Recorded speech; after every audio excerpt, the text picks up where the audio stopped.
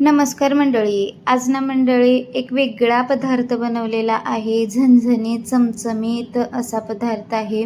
नक्की व्हिडिओ शेवटपर्यंत बघा म्हणजे तुम्हाला कळेलच. आज आपण वांग्याचा ठेचा बनवलेला आहे. तर वेगळी रेसिपी आहे आणि झटपट होणारी आहे. जास्त तामझामसुद्धा करायची गरज नाही याला. असा वांग्याचा ठेचा जर असेल तर एखादा अर्धी भाकर म्हणा, चपाती म्हणा जास्तच जाते. तर बघू शकताय 2 घास जास्त जाण्यासाठी असा मस्त झणझणीत चमचमीत वांग्याचा ठेचा नक्की बनवा. तर आता इथे मी 2-3 वांगे होते माझ्याकडं ते घेतलेले आहेत आणि जे मोठंवालं वांगं असतं ते एक घेतलेलं आहे. तर छोटे असलेले 2-3 होते माझ्याकडं. मोठा एक घेतलेला आहे. अशा बारीक स्लाईस करून घेतलेल्या आहेत आणि पाण्यात ठेवल्या होत्या. तर आता इथं शेंगदाणे मी भाजून घेतलेले आहेत अगोदरच. तर खमंग असं शेंगदाणे भाजायचं आहे. भरडसर शेंगदाणे आपण वाटणार आहोत, ते पुढं चालून मी दाखवणारच आहे तुम्हाला.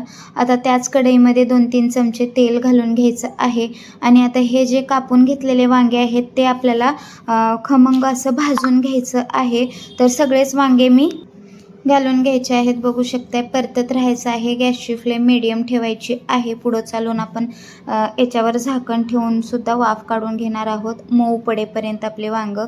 तर बघू शकताय अशाच पद्धतीनं मी परतत आहे. 1-2 ते 2.5 मिनटं परतून झाल्याच्या नंतर आपण याच्यावर झाकण ठेवून एक वाफ काढून घ्यायची आहे. तर 1 ते 1.5 मिनटाची वाफ काढून घ्यायची आहे आपल्याला. तर बघू शकता इथं मी कांद्याची पात होती माझ्याकडं, ते मोठी मी कापून घेतलेली आहे आणि ते याच्यामध्ये घालून घ्यायची आहे. कांद्याच्या पातीने खूप छान टेस्ट येते या वांग्याच्या ठेच्याला. तर बघू शकताय मी इथं ते सुद्धा परतून घेत आहे.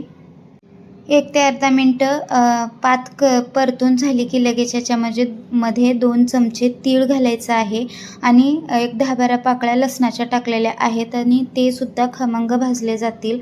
तर आता इथं परतून घ्यायचं आहे. एकसारखं परतत राहायचं आहे. बघू शकताय जे छोटे वांगे होते आपले त्याला डाग पडून झालेले आहेत आपले.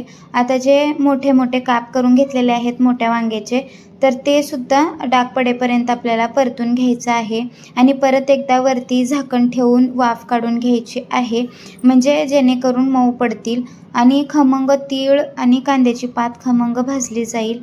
तर बघू शकताय परतत राहायचं आहे. नंतरनं पण आता वाफ काढून झाली की मऊ पडल्या तर हे समजलं की लगेच गॅस बंद करून घ्यायचा आहे. कलत्याने थोडंसं टच करून बघायचं आहे.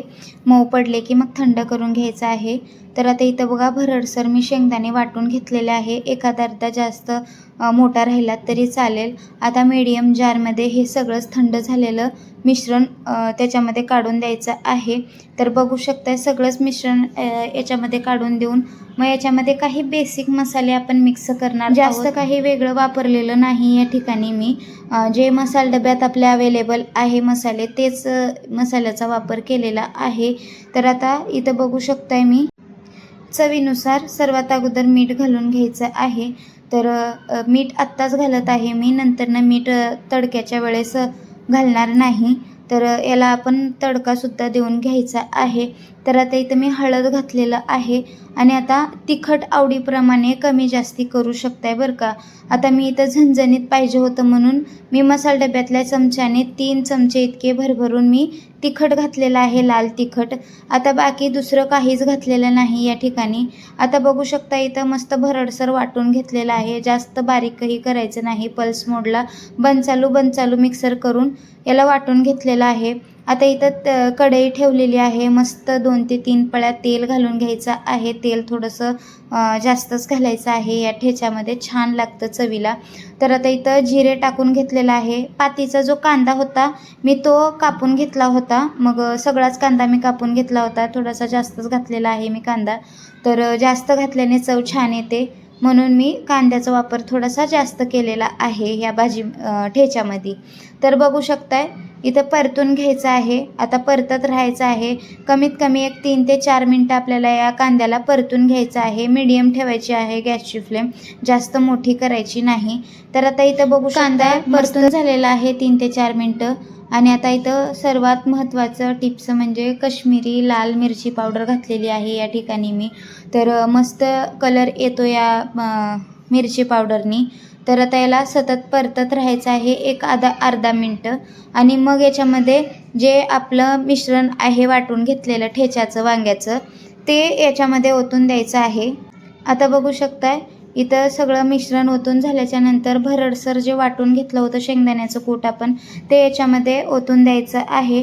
आणि लिंबाची फोड घेतलेली आहे मी, तर अर्धी लिंबाची फोड याच्यामध्ये पिळून द्यायची आहे. चव छान येते, चटपटीतपणा येतो, मस्त असं आपला ठेचा खालीवरी करून घ्यायचा आहे किंवा एकजीव करून घ्यायचा आहे. सगळं शेंगदाण्याचं कूट आणि जे लिंबाचा रस आहे ते एकजीव होईपर्यंत आपल्याला परतून घ्यायचं आहे. बघू शकता एकजीव होत आहे. आणि आता 1 ते 1.5 मिनटं आपल्याला याला रटरट असं शिजवून घ्यायचं आहे आणि गॅसची फ्लेम बंद करायचा आहे. झाला आपला रेडी ठेचा. तर अशाच पद्धतीने नक्की बनवून पहा.